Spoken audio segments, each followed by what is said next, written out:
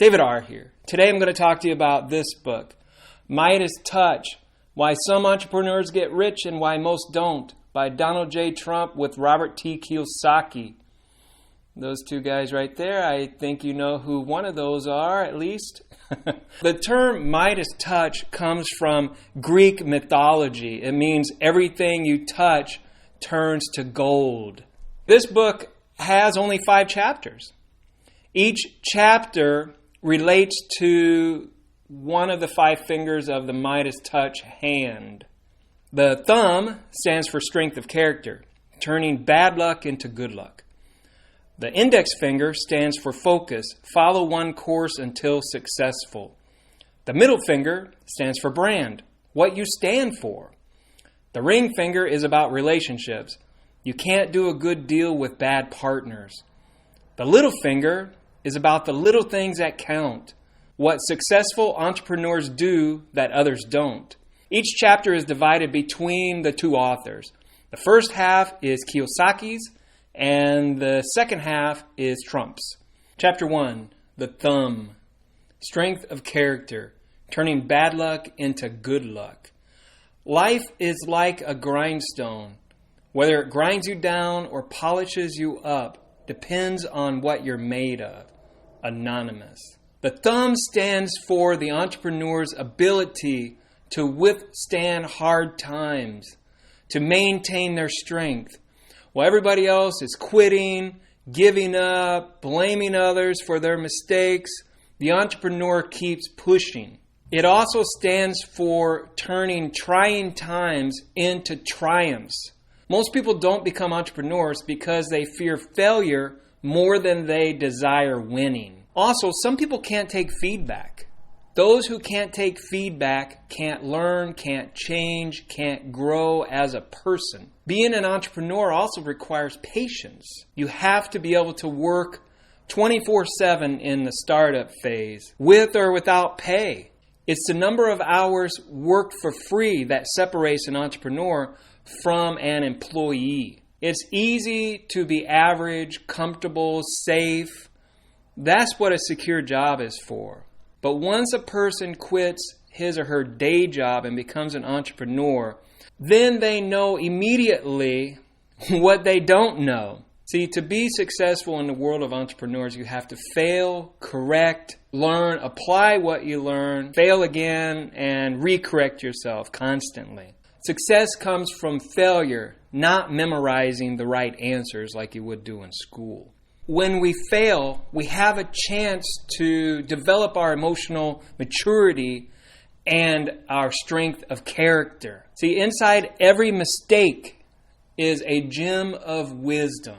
It takes courage to face your mistakes, but it takes no courage to lie. In school, making mistakes is bad, but in the world of the entrepreneur, that's how you learn. You learn by your mistakes. I mean, I know these books talk about failure being a good thing, and I agree to some extent. I've failed at different things and then recovered, but what if I didn't have to fail in the first place? I think it would have been easier, right? I'm just saying. And before I leave this section, the authors suggest looking inside yourself and asking yourself these questions. Are you trustworthy under pressure? Or do you stab people in the back when the chips are down? How do you feel when someone else makes a mistake that you have to pay for? Are you generous or greedy by nature? How do you feel when you're out of money? I know I don't feel so good when I'm out of money. Chapter 2, the index finger. Focus. Follow one course until successful. Concentrate all your thoughts upon the work at hand. The sun's rays do not burn until brought into focus. Alexander Graham Bell. Focus means do or die, and staying for as long as it takes. Focus is essential to successful people and to being a success in all walks of life, basically. I mean, think about it. If you can't focus, then you really can't do much. You know, if you have the attention span of a flea, how are you going to read a book that It might take you several weeks or several days, several hours at a time. It's nearly impossible. Focus is power. Focus is power measured over time. Focus means hanging on to the money after you make it. Focus gives us power to stay calm, to think clearly, to act decisively. A lack of focus is for people who are comfortable, people who are just going through the motions in life. I think Trump said this part. Professional golfers can see the ball before they hit it. They can see it in flight, where it's going to go. That's how focused they are. So be focused, but don't be a foolish dreamer. Dreams without plans, education, mentors, create delusional people. In order to educate yourself, you have to constantly read books, go to seminars if you can. I suggest watching YouTube videos or videos from other sites. Also, choose your teachers carefully. Be cautious of people you spend your time with and listen to. Remember, school is a place where people are taught to be good employees, not entrepreneurs. One of the worst things you can do is work for a paycheck. Then you become an employee and a slave to money. So do you want to be an employee, a specialist, a business owner, or investor? It all depends on where your focus lies. Robert's cash flow quadrant shows this dynamic. The E stands for employee. Employees are looking for a secure job with benefits. They focus on job security, steady paychecks, time off, benefits, and promotions. Employees play it safe. The S stands for self-employed, small business, specialist. These are doctors, lawyers, accountants, beauty shop owners. When most people quit their jobs and start their own business, they move into the S quadrant. The B stands for business owner. With over 500 employees, people in the B quadrant pay the least in taxes, if they pay any taxes at all. They use other people's time and talents to do the things they can't do. The I stands for investor. Knowing how to borrow money to make more money and feeling comfortable with the process is critical to developing the Midas touch in the B and I quadrants. The authors suggest doing another self-assessment by asking yourself these questions. How long do you keep going when things are tough? How easily are you distracted? How well do you sell your ideas to others? Can you convince people to spend time and money into just a mere vision, a thing that doesn't exist? What are some of the projects you've developed out of nothing?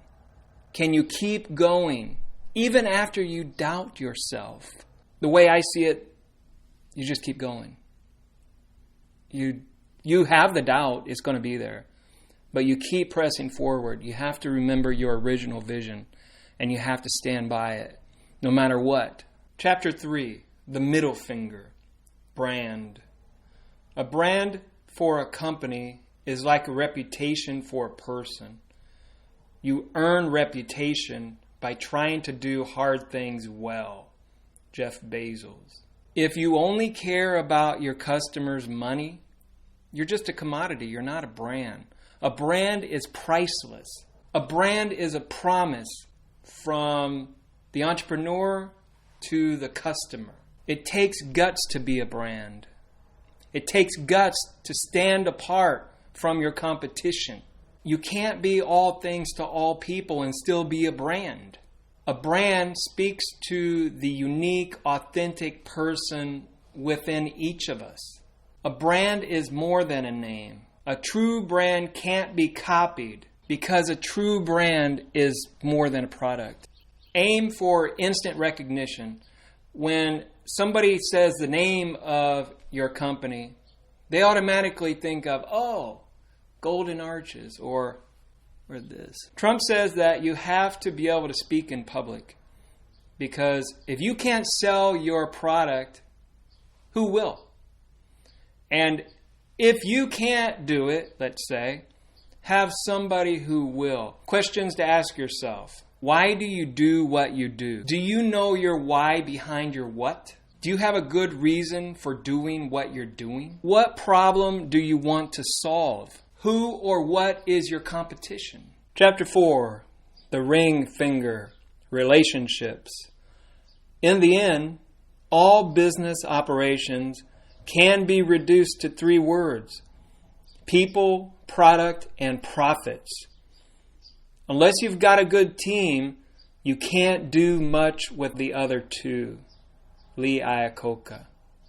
Learn from relationships. You can't do a good deal with a bad partner.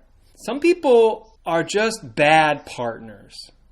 They might be good at heart. They might not be a scheming person. They're just not good at business. And you can't deal with that person. You get offered a lot of good deals when you're a good partner. If you become a good partner, good people will find you. Good deals will also find you. The best partnerships are made up of 3 people. And I think Trump might have had some input on this one. The first one is the dreamer. This person has a clear vision of how they want to get things done, how they want things to be. The business person. This person runs the business. The SOB. This is the guard dog of the business. They trust no one. They leave no prisoners. They're tough. You'll need to be all 3 of these people. If not, hire somebody who is. You'll also need to know how to raise money. The authors offer a quick pitch that you can give to investors. What is your project? Why is it unique? Why is your business needed? Who are you? Who are your partners? What are your educational backgrounds? What is the total cost of the project? How much debt and how much equity is there? Are partners investing their own money? What is their experience? What is their track record? Chapter 5, the little finger, the little things that count. If we did all the things we're capable of, we would literally astound ourselves. Thomas Edison. What are the little things that count? The little things that count is your competitive edge. Here are a few examples. Domino's Pizza, 30 minutes or less. Walmart's, always low prices. McDonald's, you deserve a break today. Here's some tips on how to get the upper hand in business. The upper hand should be based on the little things that count. First off, acquire leadership skills. You can acquire these skills at work and sports and civic activities. 2, learn how to sell and invest. Knowing how to profit from debt will prepare you for the I quadrant. The ability to sell is the entrepreneur's most important skill. 3, hire a coach. Have good advisors. At minimum, you'll need 3. These are the CPA, an attorney, and a mentor. A mentor should be somebody who is successful in the same field that you're going into. 4, don't work for money, work for assets. Assets include businesses, brands, patents, trademarks, real estate, paper assets, and commodities. Some questions you need to ask yourself: are you leverageable? Your gift is your little thing that makes the world a better place. Your job is to give that gift to as many people as possible. Doing that takes leverage. Are you expandable? Through leverage, a B quadrant entrepreneur can expand and go anywhere and work anywhere. Are you predictable? The more predictable the business, the more valuable it is. See, you want to be able to predict sales. Are sales climbing every week? Have to be predictable. Are you financeable? Do you have your pieces in order to make your company financeable? If not, what pieces are you missing? In conclusion, if you're devoted to the Midas touch, 5 fingers, the authors suggest this ongoing study. Sales training, basic business law, basic accounting, basic marketing and advertising, internet and social networking, people skills, technical investing. So I highly recommend this book. It's not as entertaining as Art of the Deal or Rich Dad, Poor Dad, but I think that you'll get a lot out of this one. a lot more out of this one than maybe out of the other two. Well, anyway, that's all I got. Talk to you later. Bye.